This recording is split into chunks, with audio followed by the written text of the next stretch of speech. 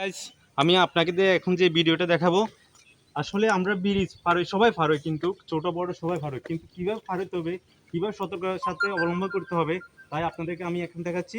আপনারা একটু দেখুন, খুব সাবধানে আপনারা হাঁটতে হবে, সাবধানে। কিন্তু ভাই আপনাদেরকে আমি এখনো একটা কথা বলতেছি, কানে হেডফোন দিয়ে হাঁটা যাবে না, খুব সতর্কতাভাবে হাঁটতে হবে। কারণ একটা একটা অ্যাক্সিডেন্ট সারা জীবনের জন্য কাম না।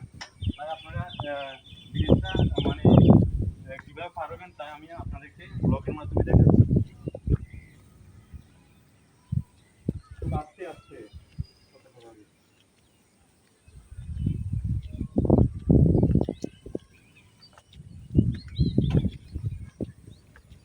আস্তে আস্তে করে হাঁটবেন।